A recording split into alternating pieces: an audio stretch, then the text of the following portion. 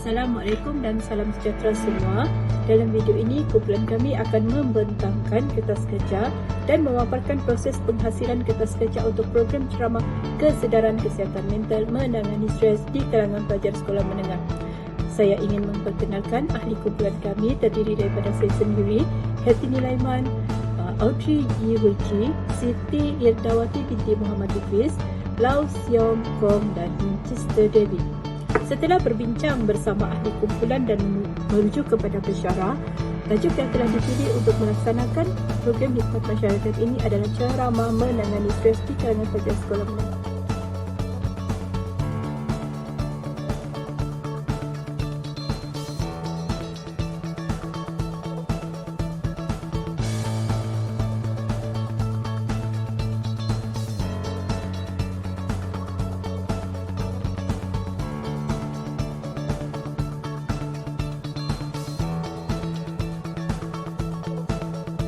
Tujuan kertas kerja ini adalah untuk memohon kelulusan pengajuan program kesedaran kesihatan mental menangani stres di kalangan pelajar sekolah menengah anjuran pelajar khusus pembangunan masyarakat 3 PKMB 2031 semester Oktober 2022 di bawah sediaan pensyarah Dr. Nick Mawardi Muhammad, Universiti Utara Malaysia, Kampus Kota Kinabalu, Sabah.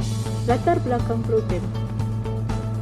Masihkah ada yang ingat suatu kes 2019 melibatkan seorang remaja berusia 16 tahun yang ditemui mati kerana dipercayai membunuh diri dengan terjun dari tingkat 3 bangunan lot kedai di MJC Batu Kawah. Remaja perempuan berasal dari Padawan Kuching tersebut melakukan satu undian di akaun media sosial Instagram story milik beliau dengan pertanyaan really important, happy choose DOL. Sebelum gadis tersebut ditemui mati, menurut penjelasan rakan karib remaja tersebut, gadis tersebut sering menyiarkan status berunsurkan stres dan kemurungan di akaun Facebooknya.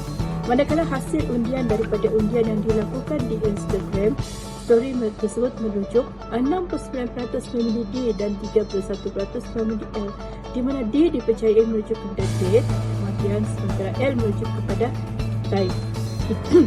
Selain itu, laporan kesihatan mental nasional mendapati bahawa 2 daripada 5 remaja berusia 13 hingga 19 tahun mengalami keresahan dengan peratusan remaja perempuan 42.3%, manakala remaja lelaki 37.1%. Di samping itu, laporan tersebut melaporkan seramai 18.9% remaja lelaki dan 17.7% remaja perempuan mengalami kemurungan. Menyediakan atau mempersiapkan pelajar dengan teknik atau informasi pengurusan stres berasaskan pendidikan di sekolah adalah merupakan langkah awal mengatasi masalah stres di kalangan pelajar sekolah menengah. Perry ETL 2017 dalam kajian beliau melaporkan bahawa program-program berunsurkan pengurusan kesihatan mental dalam kurikulum dan ko-kurikulum sekolah menengah mempamerkan peningkatan yang positif terhadap pencapaian akademik dan kesihatan mental pelajar sekolah. Saya akan membentang bahagian rasional program di mana program ini diadakan untuk memberi kesedaran kepada pelajar sekolah menengah tentang pengurusan stres dan menjaga kesihatan mental sepanjang masa. Manakala malamat ini pula melalui program menangani stres di kalangan pelajar sekolah menengah adalah untuk melahirkan pelajar atau generasi muda yang lebih mementingkan kesihatan mental, bermotivasi, bersemangat, berpotensi dan boleh membantu mengurangkan kes-kes kesihatan mental yang melibatkan pelajar sekolah menengah. Ahli Jawatan Kuasa Program Ceramah Kesedaran Kesihatan Mental telah menggariskan 5 objektif program, iaitu objektif yang pertama memberikan pendedahan kepada pelajar tentang cara penjagaan kesihatan mental, khususnya keadaan menangani stres yang efektif. Bagaimana bagi membantu dan membincang tentang peranan ibu bapa, rakan sebaya maupun guru kaunseling dalam apabila berhadapan dengan situasi di mana pelajar yang mengalami stres. Objektif ketiga pula melibatkan di mana meningkatkan pengetahuan tentang pengesanan awal punca stres serta pencegahan dan implikasi-implikasi stres. Manakala yang keempat, memupuk kesedaran tentang kepentingan penjagaan kesihatan mental untuk mewujudkan persekitaran mental dan emosi yang sihat untuk pelajar sekolah menengah. Manakala yang terakhir, objektif program ini adalah untuk menurunkan indeks kemurungan dan bunuh diri di kalangan pelajar sekolah menengah. Strategik pelaksanaan program. Pemilihan tarikh dan masa pelaksanaan program adalah bersesuaian dengan kelapangan penceramah jemputan dan slot masa yang telah dibenarkan oleh Pengetua Sekolah Menengah Kebangsaan Minang Kota Kinabalu. Ianya agar tidak mengganggu pembelajaran dan pengajaran guru-guru dan pelajar sekolah tersebut. Dan tarikh yang dipilih ialah pada 5 Januari 2023 bermula pada jam 10.30 pagi bertempat di Dewan An-Nur SMK Inanam Kota Kinabalu. Penceramah jemputan yang akan memberikan ceramah dan pelbagai input kepada kumpulan sasaran ialah Puan Rostina Andahang. Beliau merupakan seorang graduan ijazah sarjana muda pendidikan, major dalam bidang kaunseling dan juga guru di unit bimbingan dan kaunseling Sekolah Menengah Kebangsaan Inanam Kota Kinabalu. Kumpulan fokus untuk program ceramah kesedaran kesihatan mental iaitu menangani stres di kalangan pelajar sekolah menengah ini adalah seramai 50 orang peserta yang terdiri daripada pelajar sekolah menengah yang berumur di antara 13 tahun hingga 17 tahun. Ini kerana golongan ini adalah merupakan pelajar sekolah menengah yang berpotensi mengalami stres dan kemurungan. Di samping itu juga ibu bapa dan penjaga juga turut diundang. Instrumen penilaian dan kaedah pemantauan yang digunakan adalah melalui borang yang diisi oleh peserta secara talian menggunakan aplikasi Google Form iaitu sebelum bermula program untuk kehadiran dan selepas program untuk postmortem. Pengisian program. Ahli jawatankuasa telah merancang dan buat tentatif program seperti yang berikutlah. 10.30 pagi ketibaan peserta dan panel, 10.30 pagi pembuka kata oleh moderator, 10.40 pagi pengenalan panel jemputan, 10.40 pagi juga program akan bermula iaitu dengan tajuk menangani stres di kalangan pelajar sekolah menengah. 11.10 pagi sesi soal jawab bersama kumpulan sasaran dan seterusnya 11.30 pagi aktiviti intervensi minda sihat dan akhir sekali pukul 12 tengah hari dijangka program akan berakhir. Sekian. Untuk jawatan kuasa pelaksana program menenangi stres di kalangan pelajar sekolah menengah ini diketuai oleh Puan Pertini Laiman sebagai ketua projek, di mana beliau bertanggung jawab untuk merancang atau cara program, mencari tajaan dan sumbangan untuk pelaksanaan program, memastikan setiap ahli jawatan kuasa melaksanakan tugasan yang telah diberikan, dan juga memastikan program berjalan dengan lancar mengikut perancangan. Setiap usaha projek adalah Puan Audrey E. Wee Chi. Tugas beliau adalah menyediakan kertas kerja program, menyediakan surat jemputan penceramah, menyediakan surat permohonan tajaan dan sumbangan, dan juga menyediakan laporan akhir program. Jawatan kuasa publicity adalah Puan Idrawati binti Muhammad Idris, dan beliau bertanggung jawab untuk menyediakan poster program yang akan dikongsikan di media sosial, dan juga akan menyediakan panel program, membuat video pembintangan proposal, dan juga mencari tajaan dan sumbangan untuk pelaksanaan program. Saya pula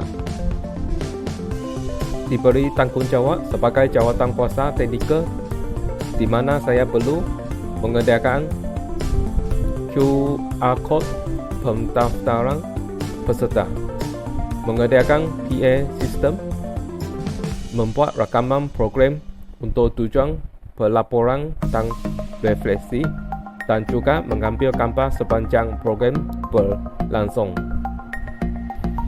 Moderator untuk program webinar adalah Tuan Winchester David, di mana beliau perlu mengacarakan program, mengawal masa dan memastikan pelancaran setiap slot program, menyediakan tes ucapan, mendapatkan biodata panel jemputan, dan juga menyediakan sijil penghargaan dan pengetaan untuk panel jemputan dan peserta. Presenter yang terakhir akan menerangkan dan menjelaskan implikasi kewangan bagi projek yang akan kami jalankan di Sekolah IN6 Kota Kinabalu Sabah berkaitan dengan cara menangani stres di kalangan pelajar sekolah menengah. Jadi di sini saya akan terangkan dari mana sumber kewangan yang akan kami perolehi, dan dalam pelaksanaan program ini kami sebenarnya tidak memerlukan kos yang begitu tinggi kerana ianya dilakukan dengan kerjasama unit bimbingan kaunseling sekolah menengah kebangsaan IN6 Kota Kinabalu Sabah. Oleh itu, ahli jawatankuasa pelaksana program telah dan akan membuat kutipan daripada ahli jawatankuasa, dan di samping itu kami juga akan membuat permohonan ataupun sumbangan daripada syarikat-syarikat perniagaan, NGO dan juga orang persorangan.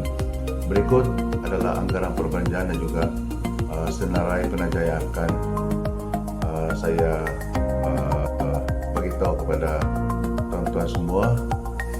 Yang pertama, kami telah menerima sumbangan daripada YB Datuk Haji Yaakob Han, iaitu bekas Menteri Sains Inovasi Teknologi dan Maklumat Negeri Sabah, merangkap Aidul N16 Karamundai. Beliau telah memberi sumbangan sebanyak RM500. Yang kedua, Tuan Romeo Ansau, iaitu Setiausaha Perhubungan Awam, merangkap YB Menteri Sains Teknologi dan Inovasi, di mana beliau telah menyumbangkan kewangan sebanyak RM300. Puan Wan Marida binti Comar, Sab UMNO Sepanggar, sebanyak RM200. Ahmad bin Razak, Bendahari UMNO P171 Sepanggar, sebanyak RM300. Haji Azhar bin Madisa, sebanyak RM400. Yang berbahagia Datuk Jumat bin Idris telah memberi sumbangan sebanyak RM400 juga. Haji Sadelin bin Oka telah membuat sumbangan sebanyak RM300. Datuk Fadilah binti Haji Sarbi, Ketua Politik merangkap Ketua Puteri UMNO Negeri Sabah, telah membuat sumbangan sebanyak RM300. YB Senator Datuk Nurani binti Idris, Setiausaha Politik Datuk Menteri Sains Teknologi dan Inovasi, telah membuat sumbangan sebanyak RM300. Jadi jumlah keseluruhan sumbangan yang telah kami peroleh adalah sebanyak RM3,000. Saya akan terangkan ataupun menjelaskan anggaran perbelanjaan keseluruhan bagi menjayakan projek ini. Dalam projek kami ini, kami telah menganggarkan yang pertama, cenderamata untuk penceramah, dianggarkan anggaran kos adalah sebanyak RM200. Goodie bag pelajar untuk murid seramai 50 orang akan menelan kos sebanyak RM500. Banner untuk program ini untuk 2 keping sebanyak RM300. Sijil sebanyak RM250. Dokumentasi sebanyak RM50. Canva Pro Editor sebanyak RM33. Sarapan pagi untuk program ini adalah sebanyak RM360. Air mineral sebanyak RM60.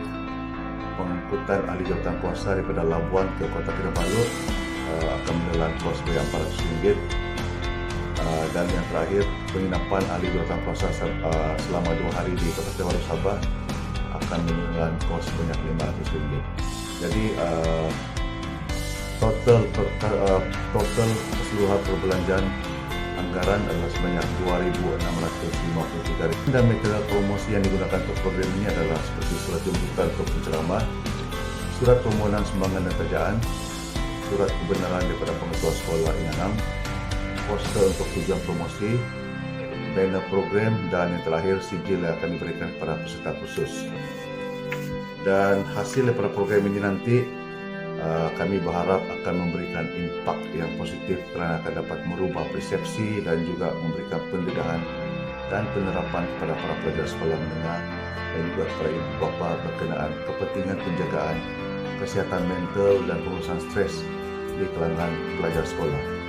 Dan program seumpama ini juga adalah sangat penting kerana pelajar sekolah merupakan aset yang paling berharga di negara ini, maka faktor penyebab stres dan kesannya kepada pelajar sekolah harus juga diberi perhatian secara komprehensif oleh berbagai pihak bagi memastikan kecemerlangan pelajar dalam bidang dalam pelbagai aspek seperti mental, emosi, kerohanian dan fizikal tercapai agar ianya selari dengan hasrat program ini dianjurkan.